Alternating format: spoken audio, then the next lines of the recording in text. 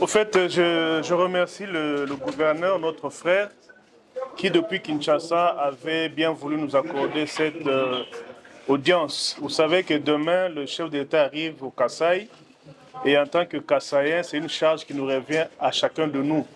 Ce n'est pas la charge du gouverneur seul. Et là, autour de lui, vous avez le caucus des élus nationaux de la province du Kasaï et également celui des sénateurs de la même province. Nous sommes venus faire le point sur l'avancement en termes de préparatifs pour l'accueil du chef de l'État. Vous savez, Tshikapa a toujours reçu le chef d'État avec une chaleur incomparable à travers la République. Nous voulons rééditer l'exploit pour lui témoigner notre amour, notre affection et lui dire qu'il est chez lui. C'est pourquoi, en tant que notable, nous sommes venus autour de l'exécutif provincial pour savoir ce qu'il a déjà fait et ce que nous pouvons faire. Bref, c'est un échange qui s'est passé dans une convivialité, dans une fraternité hors commun. Et nous avons même saisi l'occasion pour dire que pareilles rencontres doivent se réaliser régulièrement. Non seulement ici, mais à Kinshasa. Du moins, les deux caucus ont marqué leur accord pour accompagner la province, soutenir le gouverneur dans tout ce qu'il fait.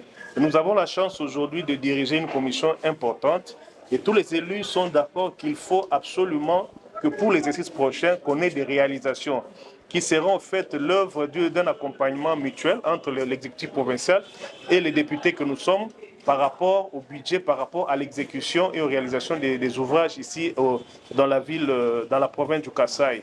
Bref, ce qui est important pour nous, c'est le développement. Et le développement passe par la route, passe par l'énergie. Nous avons ciblé 2 ou 3 projets que le chef de l'État va lancer et va visiter pour qu'ensemble nous puissions cheminer afin que les populations de la province du Kasaï trouvent leur compte comme toutes les autres provinces. La province du Kasaï, nous l'avons dit, est une province à part entière, qui n'est pas une appendice d'une autre province. Et aussi nous avons veillé à ce que les communautés, toutes les communautés dans l'unisson soient représentées lors des audiences que le chef de l'État va accorder.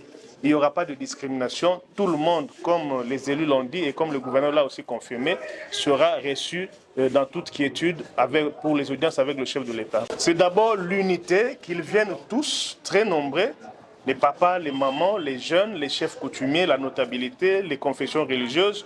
Nous avons lancé un message à ce que Tshikapa ou la province du Kasaï soit la première en termes de chaleur.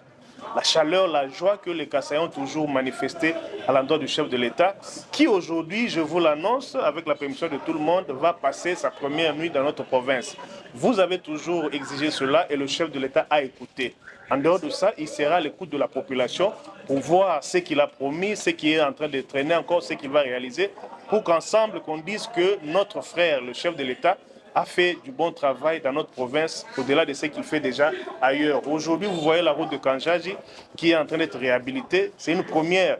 C'est le vœu de tous les Kassaïens depuis des décennies.